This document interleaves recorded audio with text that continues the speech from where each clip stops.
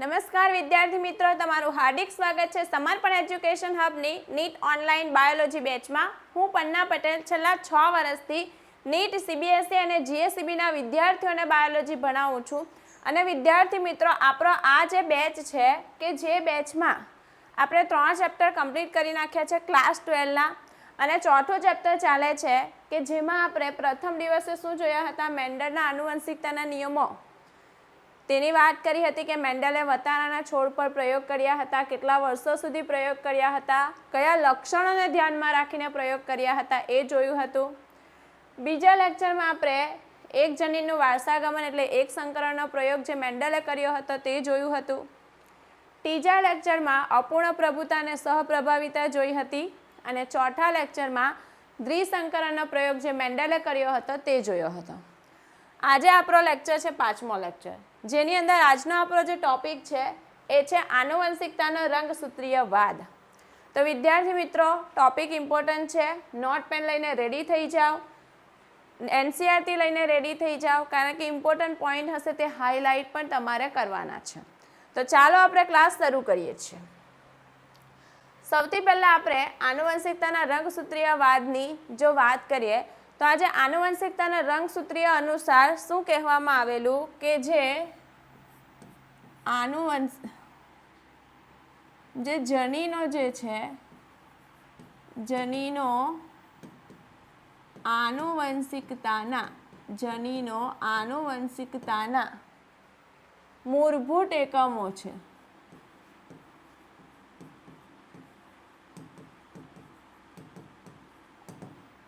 આનુવંશિકતાને એક પેઢીમાંથી બીજી પેઢીમાં, કોઈ લક્ષણનું એક પેઢીમાંથી બીજી પેઢીમાં વહન કરવા માટે જવાબદાર જે છે કોણ છે? જનીનો છે. આ જે જનીનો છે ક્યાં આવેલા છે? તો જનીનો સમજાત રંગસૂત્રોના સમજાત સ્થાન પર આવેલા છે.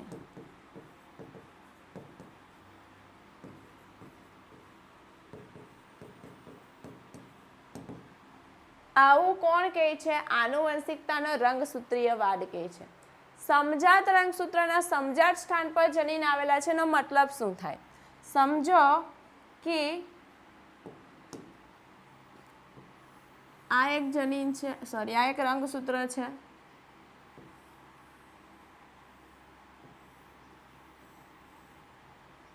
આ એક રંગસૂત્ર છે.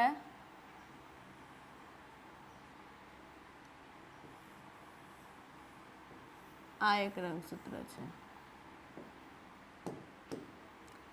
આ એક બીજું રંગસૂત્ર છે. આ પણ એક બીજું રંગસૂત્ર છે. અહીંયા આ જે પહેલું રંગસૂત્ર જે છે, જેને આપણે કહી દઈએ કે આ રંગસૂત્ર છે રંગસૂત્ર નંબર 1 છે. આ પણ 1 જ છે, આ પણ 1 જ છે.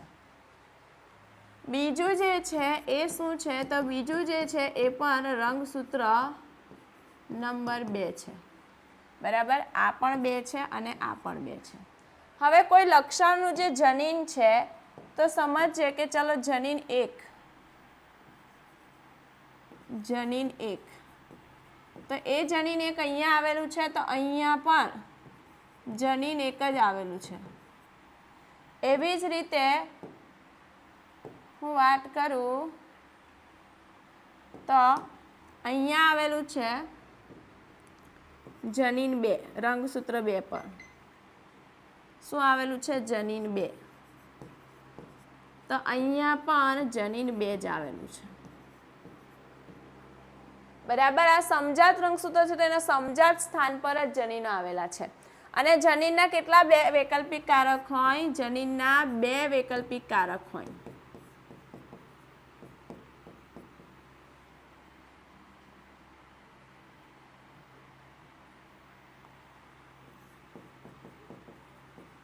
વૈકલ્પિક કારક. તો સમજો કે આ ઊંચાઈનું જનીન છે, તેના 2 વૈકલ્પિક કારક આ છે. તો એક કારક અહીંયા હશે ને એક કારક અહીંયા હશે, એક કારક અહીંયા હશે ને એક કારક અહીંયા હશે. તો આ રીતે કોણે આનુવંશિકતાના રંગસૂત્રીયવાદ પરથી આપણને આ માહિતી મળે. હવે આપણે જોવાના છે કે કેવી રીતે માહિતી આપણને મળી હતી તે. હવે આપણે જો મેન્ડલને યાદ કરીએ તો મેન્ડલે શું કરેલું, તો મેન્ડલે આપણને શું આપેલું છે, મેન્ડલે આપણને 1865 કઈ સાલમાં, 1865 આનુવંશિકતાના નિયમો આપેલા છે. ક્યારે, 1865 પણ એ મેન્ડલનું જે કાર્ય છે એ 1900ની સાલ સુધી અજાણ રહ્યું, લોકો સુધી આ કામ ન પહોંચ્યું. તો એના કારણો શું છે, કેમ લોકો સુધી અજાણ રહ્યું, એના કારણો જોઈએ. તો એના કારણો કયા છે તે, તો એના માટે 4 કારણ મુખ્ય રીતે જવાબદાર છે.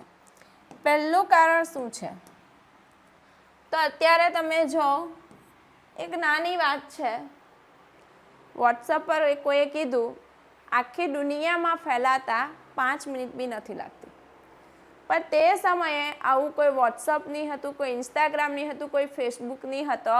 એટલે તે સમયે કેવું હતું, તો તે સમયે સંચાર વ્યવહાર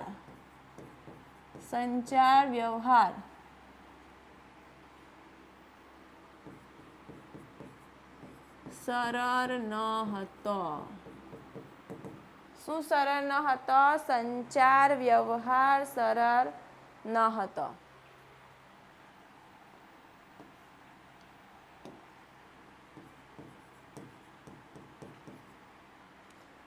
તો એના કારણે મેન્ડલનું કાર્ય લોકો સુધી શું થયું, લોકો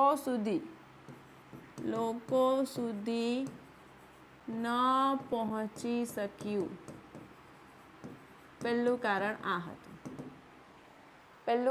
આ હતું. બીજું કારણ શું હતું, તો મેન્ડલે શું કીધું હતું, મેન્ડલે આપણને પ્રભુતાનો નિયમ આપ્યો હતો. મેન્ડલે આપણને કારકની પણ વાત કરી હતી.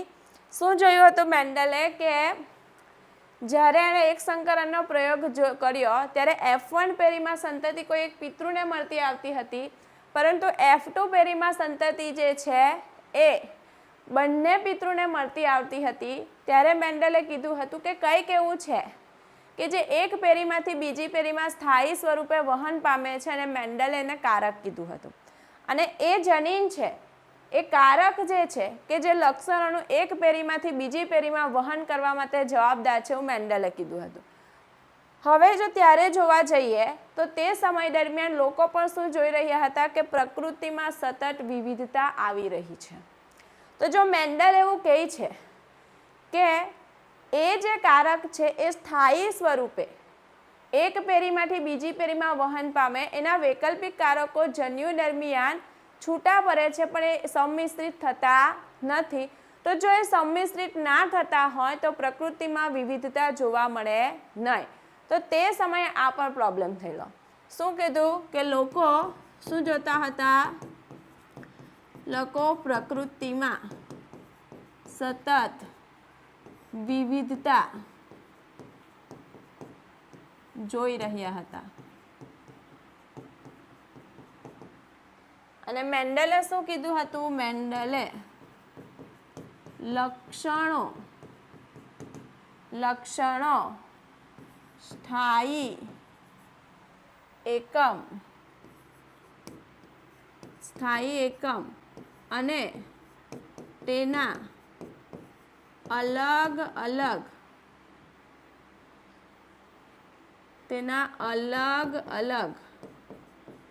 એકમો એટલે કોણ થશે, વૈકલ્પિક કારકો દ્વારા નિયંત્રિત થાય છે, જે સંમિશ્રિત હોતા નથી. સંમિશ્રિત હોતા નથી. બરાબર, આ મેન્ડલે કીધું હતું. તેથી લોકોએ સ્વીકાર્યું નહીં એનું કાર્ય. તેથી લોકોએ તેનું કાર્ય ન સ્વીકાર્યું. આ બીજું કારણ હતું. ત્રીજું કારણ શું હતું? તો ત્રીજું કારણ શું હતું કે મેન્ડલે પ્રથમવાર જીવ વિજ્ઞાનની સમસ્યા માટે જૈવ ઘટનાના પૃથ્થકરણ માટે ગાણિતિક તર્કનો ઉપયોગ કર્યો હતો, જે લોકો માટે નવો અભિગમ હતો. એટલે ઘણા જીવ વૈજ્ઞાનિકોએ એને સ્વીકાર્યો ન હતો. તો જો મેન્ડલે પ્રથમવાર શું કર્યું? પ્રથમવાર જૈવ ઘટનાના પૃથ્થકરણ માટે ગાણિતિક તર્કનો ઉપયોગ કર્યો હતો. જે નવો અભિગમ હતો. સમજવું મુશ્કેલ હતું અને ઘણા જીવ વિજ્ઞાનીઓએ તેનો અસ્વીકાર કર્યો. આ ત્રીજું કારણ હતું. ચોથું કારણ શું હતું કે મેન્ડલે કીધું કે કારકો છે વિભિન્ન એકમો છે, પણ એનું ભૌતિક પ્રમાણે આપી શક્યા ન હતા. તો એ હતું મેન્ડલે શું કીધું કે કારકો વિભિન્ન એકમો છે, પરંતુ મેન્ડલ તેમનું ભૌતિક પ્રમાણ ન આપી શક્યા. એનું કારણ શું હતું કે તે સમયે જનીન અને રંગસૂત્રની માહિતી નહીં મળી હતી. એટલે મેન્ડલ કારકનું ભૌતિક પ્રમાણ ન આપી શક્યા હતા, કે રંગસૂત્ર પર ક્યાં આવેલા છે એની પણ વાત ના સમજાવી શક્યા હતા. તો આ 4 કારણસર મેન્ડલે ભલે 1865માં આપણને આનુવંશિકતાનો રંગસૂત્રીયવાદ આપી દીધો, પરંતુ 1900ની સાલ સુધી તેમનું કાર્ય અજાણ રહ્યું. પહેલું કાર્ય શું કીધું કે સંચાર વ્યવહાર સરળ ન હતો, લોકો સુધી કામ પહોંચી જ ના શક્યું. બીજું કારણ કે લોકો પ્રકૃતિમાં સતત ભિન્નતા વિવિધતા સર્જાઈ રહી છે, જે જોઈ રહ્યા છે. અને મેન્ડલે એવું કીધું કે લક્ષણોનું નિયંત્રણ એક સ્થાયી એકમના 2 અલગ અલગ વૈકલ્પિક કારકો દ્વારા થાય છે, કે જે સંમિશ્રિત થતા નથી. જો એ સંમિશ્રિત ના થતા હોય તો પ્રકૃતિમાં વિવિધતા સર્જાશે નહીં. એટલા માટે પણ લોકોએ એનું કાર્ય નહીં સ્વીકાર્યું. મેન્ડલે પ્રથમવાર જૈવ ઘટનાના પૃથ્થકરણ માટે ગાણિતિક તર્કનો ઉપયોગ કર્યો, જે લોકો માટે બી સમજવું મુશ્કેલ હતું. એટલે ઘણા જીવ વૈજ્ઞાનિકોએ એનો અસ્વીકાર કર્યો. અને કારકો તો છે એ વાત કરી મેન્ડલે, પણ કઈ જગ્યા પર છે તેની માહિતી આપી ન હતી. તો ફટાફટ આ 4 પોઈન્ટ વેરી ઇમ્પોર્ટન્ટ છે, નોટ ડાઉન કરી લો.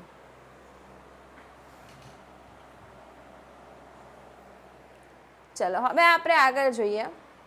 તો 1900ની જે સાલ છે એ 1900ની સાલમાં 3 વૈજ્ઞાનિક આવે છે. કોણ? દવિશ, શેરમાર્ક અને કોરેન્સ. આ 3 વૈજ્ઞાનિકોએ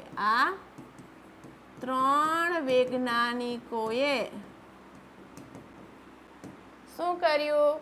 જે મેન્ડલનું કાર્ય હતું એ મેન્ડલના કાર્યનું પુનઃ સંશોધન કર્યું. નોટ ડાઉન કરી લેજો. હવે આ જે 3 વૈજ્ઞાનિક છે એમને મેન્ડલના કાર્યનું પુનઃ સંશોધન કરવામાં સારી એવી સફળતા મળી. તેનું કારણ શું હતું કે તે સમયે જે સૂક્ષ્મદર્શક યંત્ર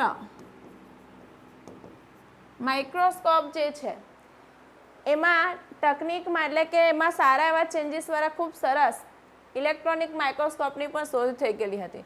એટલે સૂક્ષ્મદર્શક યંત્રની તકનિકીમાં પ્રગતિ થઈ હતી.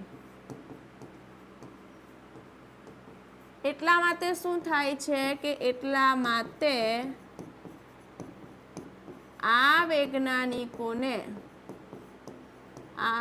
વૈજ્ઞાનિકોને કોષીય નિરીક્ષણ કરવું સરળ રહ્યું.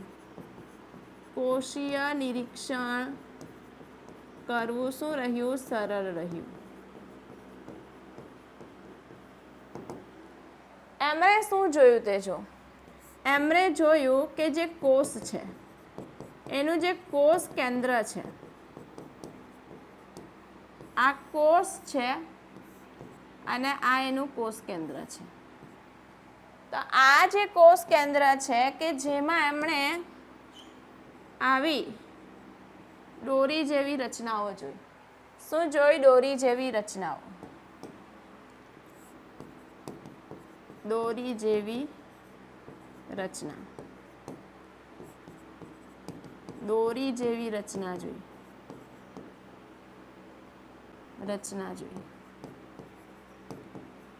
એ દોરી જેવી રચના જોઈ અને એ દોરીને શું કર્યું? એના પર શું નાખ્યું? અભિરંજક. તો એ અભિરંજક નાખવાથી શું થાય? અભિરંજકથી એ અભિરંજિત થઈ એટલે કલરવાળી થઈ, એટલે રંગીન થઈ. તો એના પરથી એને શું નામ આપી દીધું? રંગીન થાય એટલે એને નામ આપી દીધું. પહેલા એને રંગકાય કીધું અને પછી એને શું કીધું? રંગસૂત્ર. રંગસૂત્ર નામ આપ્યું. બરાબર. અને આ જે રંગસૂત્ર છે કે જે લક્ષણોનું એક પેઢીમાંથી એટલે કે માતા પિતામાંથી સંતતિમાં લક્ષણોનું વહન કરવા માટે જવાબદાર હતા. શું હતા? લક્ષણોનું માતા પિતામાંથી સંતતિમાં વહન માટે જવાબદાર છે. બીજું એમણે શું જોયું તે જો. એમણે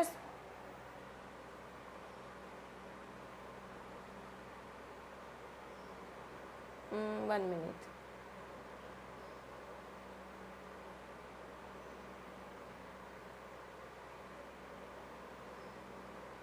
જો બીજું એમણે શું જોયું કે આ જે રંગસૂત્ર છે કે જે શું થાય છે? કોષ વિભાજન.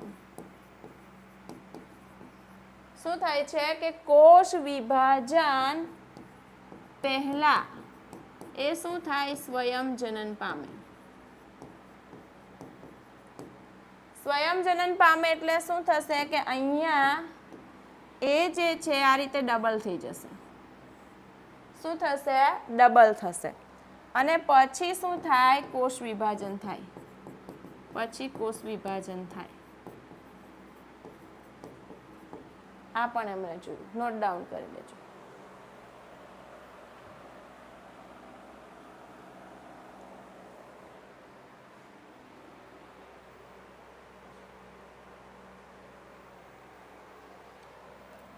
ચાલો હવે શું થાય છે તે જો. આ જે વૈજ્ઞાનિકે આ વાત કરી નાખી. હવે બે વૈજ્ઞાનિક બીજા આવે છે કે જે ક્યારે 1902 માંથી 1903માં. આ બે વૈજ્ઞાનિક શું કહે છે? એક વૈજ્ઞાનિકનું નામ છે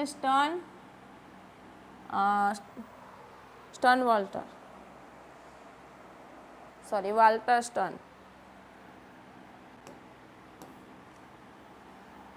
એક વૈજ્ઞાનિક છે જેનું નામ છે વાલ્ટર સ્ટર્ન અને બીજા વૈજ્ઞાનિક છે કે જેનું નામ છે થિયોડર બોવરી.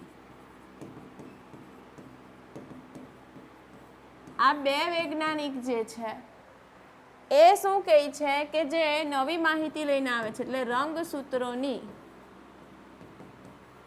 રંગસૂત્રના વર્તનની. એમણે શું કર્યું? રંગસૂત્રના વર્તનની નવી માહિતી, રંગસૂત્રના વર્તનની નવી માહિતીને શું કર્યું એમણે? મેન્ડલના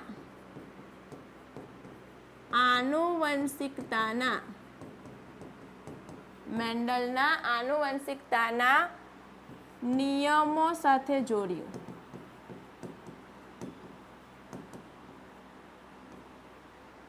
એટલે કોણ જોડાયું? તો એટલે એમણે શું કર્યું કે જે જનીન વિદ્યા છે એ જનીન વિદ્યા અને કોષ વિજ્ઞાનને જોડ્યું. કોષ વિજ્ઞાનને જોડી એમણે શું કર્યું કે રંગસૂત્રો, જે રંગસૂત્ર છે એ રંગસૂત્રના હલન ચલનની ગતિવિધિ દ્વારા મેન્ડલના આનુવંશિકતાના નિયમો સમજાવ્યા. મેન્ડલના આનુવંશિકતાના નિયમો સમજાવ્યા ને એના પરથી કોનો જન્મ થયો? તો એના પરથી કોનો વિકાસ થયો? તો એના પરથી આનુવંશિકતાના રંગસૂત્રીય વાડનો વિકાસ થયો. આ ધ્યાન રાખજો. કોનો વિકાસ થયો? રંગસૂત્રીય વાડ. હવે એમણે શું જોયું? આ બે વૈજ્ઞાનિકે રંગસૂત્રની હલનચલનની ગતિવિધિ કઈ રીતની જોઈ, શું જોયું તેની વાત કરીએ તો આમણે શું કરેલું? સ્ટર્ન અને બોવડી, પહેલાં તો સ્ટર્ન જે છે એ સ્ટર્ને શું કર્યું કે જે રીતે અહીંયા જો મેન્ડલે આપણને શું આપેલું હતું તે પહેલાં યાદ કરીએ. તો મેન્ડલે આપણને મુક્ત વિશ્લેષણનો નિયમ, મેન્ડલે આપણને પહેલાં એક સંકરણના પ્રયોગ પરથી શું આપેલું છે? વિશ્લેષણનો નિયમ આપેલો.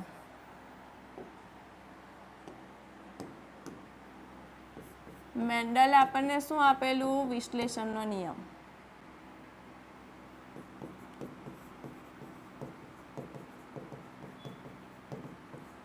એ વિશ્લેષણના નિયમમાં મેન્ડલે શું કીધું કે આવી રીતે કોઈ જનીન છે એના બે વૈકલ્પિક કારક છે.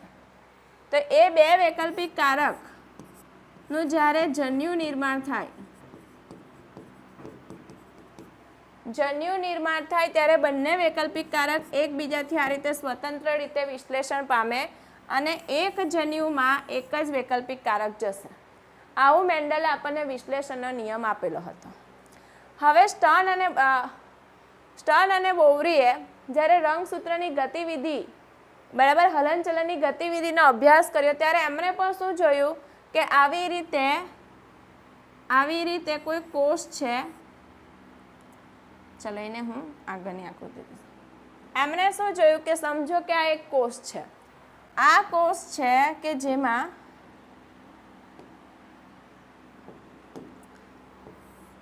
આ શું છે? એક કોષ છે. એક ડાર્ક કલર લેવા પડશે.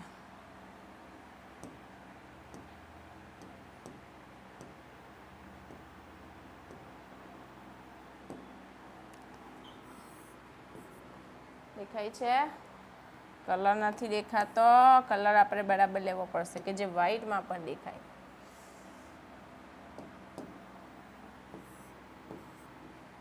આ દેખાય છે.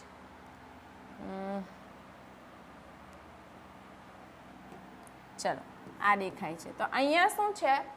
તો અહીંયા કોષ છે. આ કોષ છે અને આ કોષ છે જેના આ કોષ કેન્દ્રમાં આ રીતે શું આવેલા છે? રંગસૂત્રો. આ શું છે? રંગસૂત્ર. તો આ જે જીવન તબક્કો છે ત્યારે રંગસૂત્ર આ રીતના છે. પછી એ જશે એસ તબક્કામાં. તો એ એસ તબક્કામાં અહીંયા શું થશે કે રંગસૂત્ર ડબલ થશે. તો તમે અહીંયા જો કે એસ તબક્કામાં આ રીતે પીરું અને આ ડબલ થઈ ગયું છે એટલે જીતુ તબક્કામાં આપણને ડબલ દેખાય છે. પછી એનું અર્ધીકરણ એક થાય કે જ્યારે આપણે શું જોયું હતું? આપણે 4 અલગ અલગ એના તબક્કાઓ જોયા હતા. અર્ધીકરણની પૂર્વાવસ્થા, ભાજનાવસ્થા, ભાજનોત્તર અવસ્થા અને અંત્યાવસ્થા. તો તો અહીંયા આ જે છે આ શું કરે છે, આ જે છે આ ત્રાક તંતુઓ જે છે એ શું કરશે, આ રીતે રંગસૂત્ર જે છે સમજાત રંગસૂત્રને આ રીતે વિરુદ્ધ ધ્રુવ તરફ લઈ જશે અને અર્ધીકરણ 1 પછી જે 2 કોષ બનશે તો જો 2 કોષમાં બંનેમાંથી એક એક જોડ ગયેલા છે, આ જોડ અહીંયા ગઈ અને આ જોડ અહીંયા ગઈ. પછી જ્યારે અર્ધીકરણ 2 પતે છે ત્યારે 4 કોષ બને છે અને 4 કોષમાં આમાંથી આમાં ગયું, આમાંથી આ ગયું અને આમાંથી આ ગયું.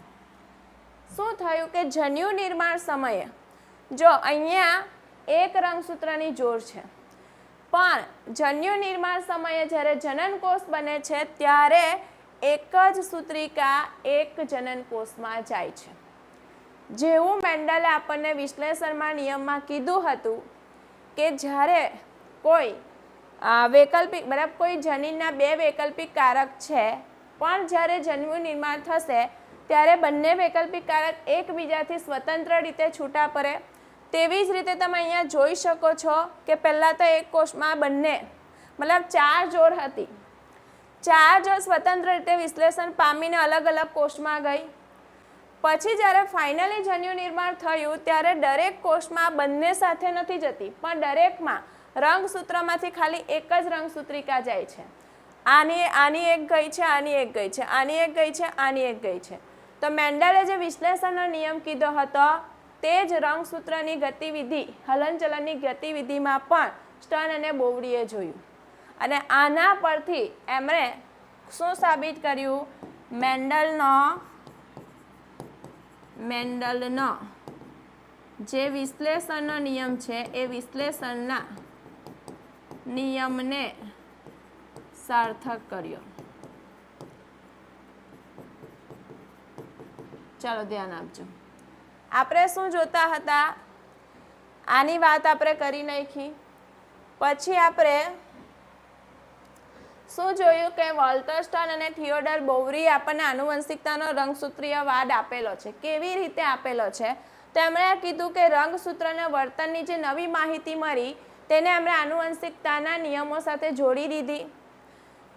એમણે રંગસૂત્રની જે હલનચલનની ગતિવિધિ છે કે જેના શું છે આ હલનચલન આ રંગસૂત્રની અર્ધીકરણ જ્યારે પ્રક્રિયા થાય છે તે દરમિયાન રંગસૂત્રનું જે આ હલનચલનની ગતિવિધિ છે તો એને બરાબર એના દ્વારા મેન્ડલનો નિયમ સમજાવ્યો. કેવી રીતે સમજાવેલો તે પણ અહીંયા સમજાવું.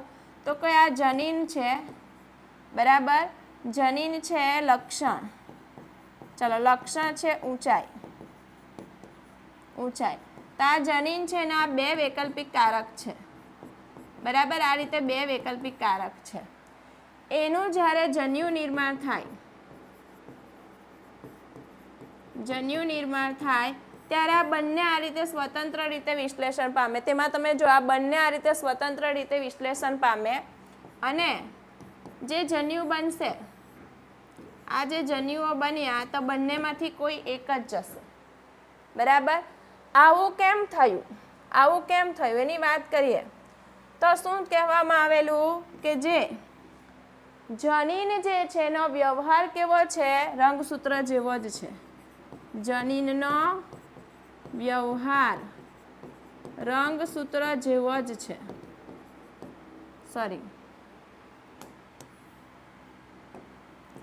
રંગસૂત્રનો વ્યવહાર જનીન જેવો જ છે. જનીનની જેમ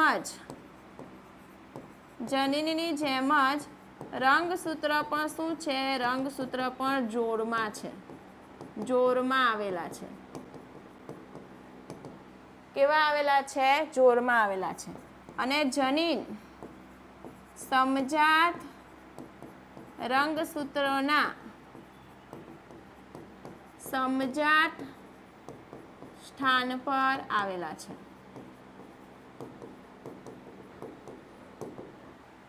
બરાબર. હવે જોઈએ, સમજો સમજાત સ્થાન અને સમજાત એટલે શું થશે.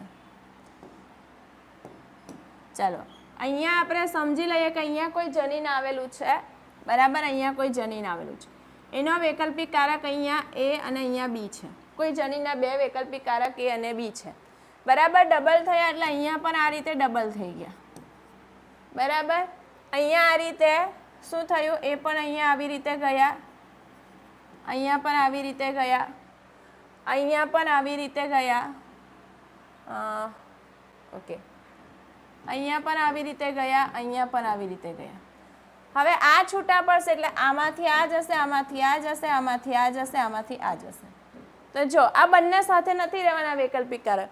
જો એ રંગસૂત્રના સમજાત સ્થાન પર છે તો જેમ રંગસૂત્ર વિશ્લેષણ પામશે તેમ જનીનના વૈકલ્પિક કારક પણ આવી રીતે છૂટા પડશે બરાબર. એવું કોણે કીધું છે? સ્ટર્ન અને બોવડીએ કીધું છે. અને જે વિશ્લેષણનો નિયમ છે જે પણ અહીંયા સ્ટર્ન અને બોવડીએ શું કર્યો? સાર્થક કર્યો. બીજી વાત જો હું કરું તો આ જે વૈજ્ઞાનિક છે વાલ્ટર સ્ટર્ન, એ વાલ્ટર સ્ટર્ને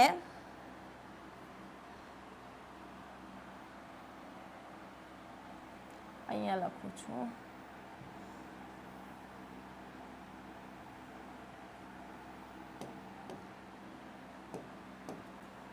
આ જે સ્ટર્ન છે એ સ્ટર્ને બીજા પ્રયોગ કોની પર કર્યા? તીર પર પ્રયોગો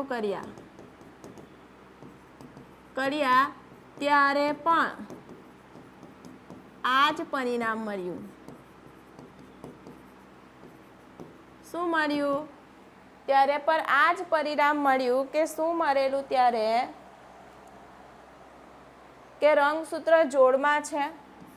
શું મળેલું? રંગસૂત્ર જોડમાં છે અને જન્યુ નિર્માણમાં સ્વતંત્ર રીતે વિશ્લેષણ પામે છે.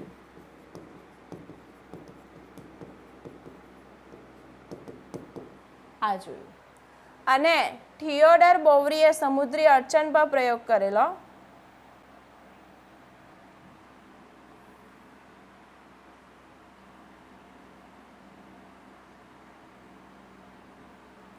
કોને? ખાસ ધ્યાન આપજો, થિયોડર. કોના પર? સમુદ્રી અડચણી ના સંશોધનો પર, સંશોધનમાં પણ જોયું. સંશોધનો પરથી પણ શું સમજ્યું કે સજીવના યોગ્ય વિકાસ માટે રંગસૂત્રનું હાજર હોવું જરૂરી છે. ને આ બધા તારણ પરથી પછી સ્ટર્ન અને બોવરીએ આપણને શું આપેલું છે? આનુવંશિકતાના રંગસૂત્રીયવાદ આપેલો છે. અહીંયા આપણે શું સાર્થક કરેલું છે? મેન્ડલના વિશ્લેષણનો નિયમ. હવે જો વાત કરું કે મેન્ડલનો મુક્ત વિશ્લેષણનો નિયમ, તો મેન્ડલ આપણને મુક્ત વિશ્લેષણનો નિયમ આપેલો ત્યારે શું કીધું હતું એની વાત કરીએ. ચાલો, મુક્ત વિશ્લેષણનો નિયમ.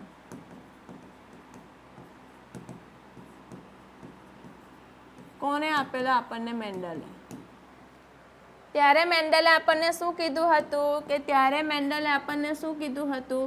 કે જો કોઈ સંકરણમાં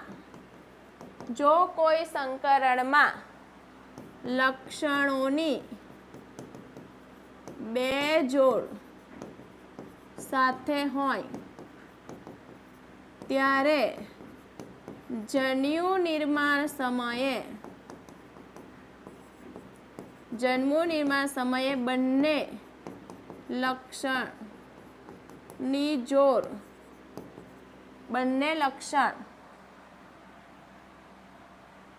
જોડ એકબીજાથી સ્વતંત્ર રીતે વિશ્લેષણ પામે છે.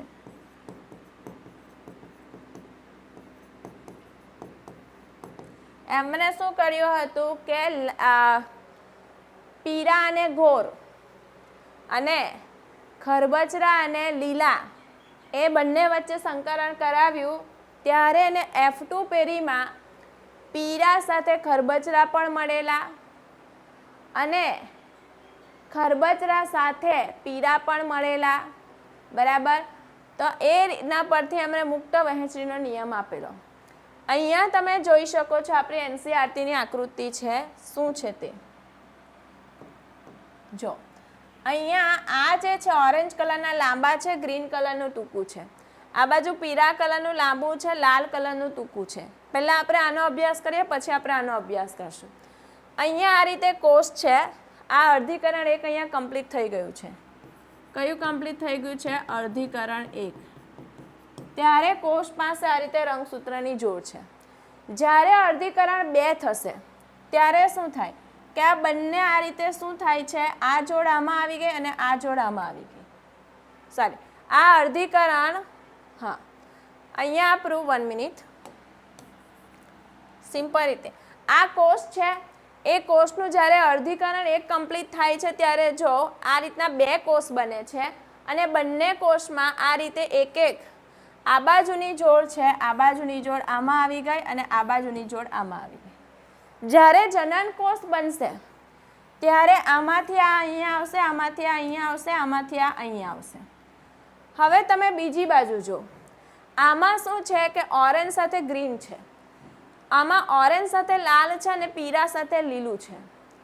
સેમ જ્યારે અહીંયા આ બંને કોષ બનશે અને જનન કોષ બનશે ત્યારે આમાંથી આ આવશે, આમાંથી આ આવશે અને આમાંથી આ આવશે. એનો મતલબ કે તમે લક્ષણોની 2 જોડ સાથે લો તો અહીંયા ઓરેન્જ સાથે ગ્રીન જ આવે એ જરૂરી નથી. એ ઓરેન્જ સાથે લાલ પણ આવી શકે અને પીળા સાથે ગ્રીન પણ આવી શકે. અને જનન કોષ બનશે ત્યારે આ રીતે બંને શું થાય, સ્વતંત્ર રીતે વિશ્લેષણ પામશે. તો આના પરથી શું થાય છે, મેન્ડલનો જે મુક્ત વહેંચણીનો નિયમ છે એ પણ સાર્થક થયો. શું સાર્થક થયું? મેન્ડલનો મુક્ત વહેંચણીનો નિયમ સાર્થક થાય છે.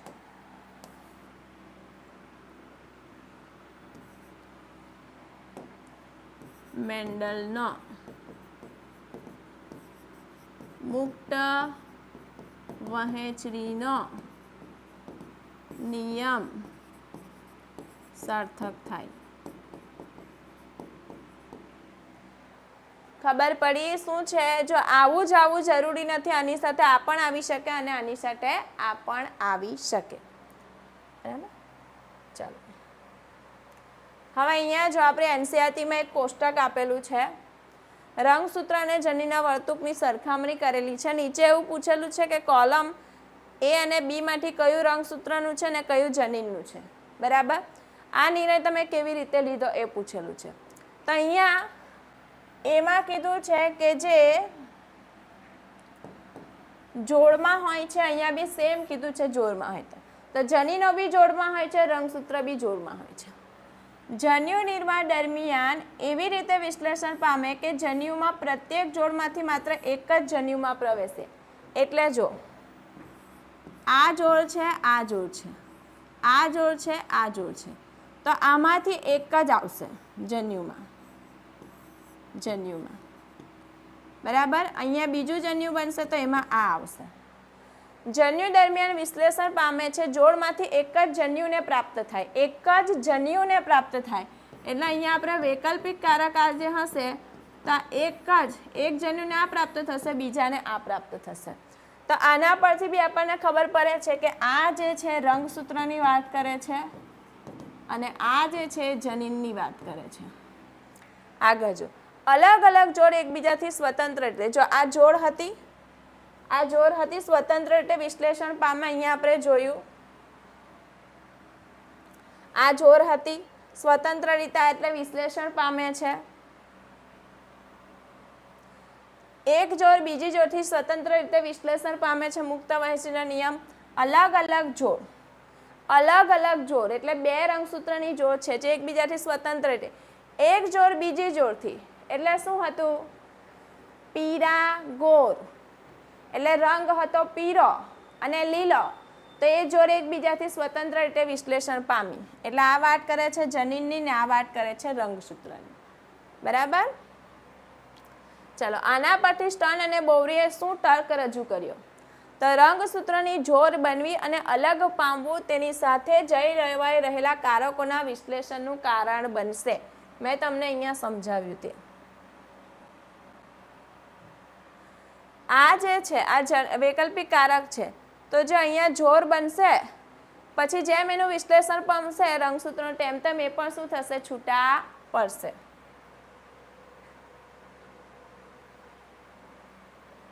અને સ્ટર્ન રંગસૂત્રના વિશ્લેષણે મેન્ડલના સિદ્ધાંતો સાથે જોડ્યા અને આપણને શું આપેલો છે? આનુવંશિકતાનો રંગસૂત્રીયવાદ આપેલો છે.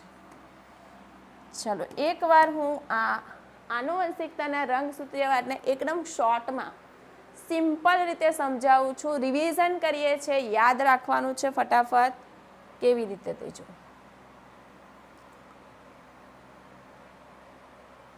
જો આનુવંશિકતાના મૂળભૂત એકમો જનીન છે આપણને મેન્ડલે કીધું જ હતું. પછી સ્તન અને બોવડી આપણને કીધેલું છે કે જનીન સમજાત રંગસૂત્રના સમજાત સ્થાન પર આવેલા છે. કેવી રીતે આવેલા છે? આ રીતે આવેલા છે. 1865માં આનુવંશિકતાના નિયમો આપણને મેન્ડલે આપ્યા, પણ લોકો સુધી ના પહોંચી શકે એનું કાર્ય. તેના માટે આ 4 કારણ જવાબદાર છે. 1900ની સાલમાં 3 વૈજ્ઞાનિક આવે છે, ડવિથ, શેરમાર્ક્સ અને કોરેન્સ. એમણે મેન્ડલના કાર્યનું પુનઃ સંશોધન કર્યું. સૂક્ષ્મદર્શક યંત્ર ખૂબ સારું રીતે એની અંદર પ્રગતિ થઈ હતી, એટલે એમણે કોષના કોષ કેન્દ્રમાં એક રચના જોઈ, જેને એમણે રંગસૂત્ર નામ આપ્યું. પછી આપણને સ્ટર્ન અને બોવરીએ શું કર્યું કે જે રંગસૂત્રની હલનચલનની જે ગતિવિધિ છે કે અર્ધીકરણ દરમિયાન કેવી રીતે રંગસૂત્ર નું વહન થશે, હલનચલન થશે, એને એમણે એના દ્વારા એમણે મેન્ડલના આનુવંશિકતાના નિયમો સમજાવ્યા અને એના પરથી આપણને એમણે આપ્યો આનુવંશિકતાનો રંગસૂત્રીયવાદ. એ બંને વૈજ્ઞાનિકોએ કીધું કે રંગસૂત્રનો વ્યવહાર બેઠો જનીન જેવો છે. જેવી રીતે જનીન જોડમાં છે, જનીનના 2 વૈકલ્પિક કારક જોડમાં છે, એવી રીતે રંગસૂત્ર પણ કેવા છે? જોડમાં છે. જ્યારે જન્યુ નિર્માણ થાય ત્યારે બંને વૈકલ્પિક કારક એકબીજાથી છૂટા પડે. એવી રીતે જન્યુ દરમિયાન સમજાત રંગસૂત્ર છે એ પણ શું થશે? એકબીજાથી વિશ્લેષણ પામશે. બરાબર. આના પરથી આપણને જે મુક્ત વહેંચણીના નિયમની વાત કરેલી હતી એ સાર્થક કર્યો અને ફાઇનલી આપણને શું મળેલો છે? અહીંયા આનુવંશિકતાનો રંગસૂત્રીયવાદ મળેલો છે. હવે આ જે આનુવંશિકતાનો રંગસૂત્રીયવાદ છે કે જેની પ્રાયોગિક ચકાસણી કરી. કોણે કરી? એની પ્રાયોગિક ચકાસણી કરવામાં આવી. કોણે કરેલી છે? તો એ કરેલી છે થોમ્સ, હન્ટ, મોર્ગન અને તેના સાથીઓ. એમની પ્રાયોગિક ચકાસણી કરી. કોનો ઉપયોગ કર્યો ચકાસણી માટે? તો એના માટે ઉપયોગ કર્યો ફર માખી. ફર માખી જેનું વૈજ્ઞાનિક નામ છે ડ્રોસોફિલા મેલેનોગેસ્ટર. એમણે કેમ ફર માખીનો જ ઉપયોગ કર્યો? તો એના કારણ. આ રીતની ફર માખીનો ઉપયોગ કરેલો. તેનું કારણ શું હતા? તેના કારણ જોઈએ આપણે. તો તેને પ્રયોગશાળામાં સરળ સંશ્લેષિત માધ્યમમાં ઉછેરી શકાતી હતી. અહીંયા આપણને ફર માખી બતાવેલી છે, ડ્રોસોફિલા મેલેનોગેસ્ટર. તેનું જીવનચક્ર ખાલી 2 અઠવાડિયાનું છે. એટલે અભ્યાસ કરવો હોય તો આપણને 2 અઠવાડિયામાં આપણને સારી એવી માહિતી મળી જશે. એક જ મેઠૂનથી માખીની વિપુલ સંતતિ ઉત્પન્ન થતી હતી. સ્પષ્ટ લિંગભેદ હતો. નર અને માદાની સહેલાઈથી ઓળખ થઈ શકે છે. તમે અહીંયા જોઈ શકો છો. તેઓમાં આનુવંશિકતાના વિવિધતાના પણ ઘણા બધા, જેવી રીતે વટાણાના છોડમાં કેવા બધા વિરોધાભાસી લક્ષણો છે, તેવી રીતે ફર માખીનામાં પણ આપણને વિવિધતાના અનેક પ્રકાર મળી રહેલા અને સૂક્ષ્મદર્શક યંત્રના લો પાવરમાં પણ એ જોઈ શકાતી હતી. તો આટલા કારણ છે. કારણ 1, કારણ 2, કારણ 3, 4 અને 5. આ કારણસર થોમ્સ હન્ટર એના સાથીઓએ ડ્રોસોફિલા માખીને આનુવંશિકતાના રંગસૂત્રીયવાદની પ્રાયોગિક ચકાસણી માટે ઉપયોગમાં લીધી હતી. તો અહીંયા આપણે આનુવંશિકતાના રંગસૂત્રીયવાદ પતે છે. તો હવે આપણે એના MCQ જોઈએ. નીટ 2020નો સવાલ છે. આનુવંશિકતાના રંગસૂત્રીયવાદનું પ્રાયોગિક સમર્થન કોણે આપેલું છે? અત્યારે જોયું, મોર્ગને. આનુવંશિકતાના રંગસૂત્રીયવાદ કોના દ્વારા પ્રસ્થાપિત કરવામાં આવેલો છે? કોણે આપેલો છે? સ્ટર્ન અને બોવરીએ. ચાલો, મોર્ગને તેમના પ્રયોગો માટે ફર માખીને જ પસંદ કરી. અત્યારે જ આપણે કારણ જોયા. તે પ્રયોગશાળામાં સરળ સંશ્લેષિત માધ્યમમાં ઉછેરી શકાય છે. વાત તો સાચી છે. તેઓ લગભગ 2 અઠવાડિયામાં પોતાનું જીવનચક્ર પૂરું કરે છે. સાચી છે.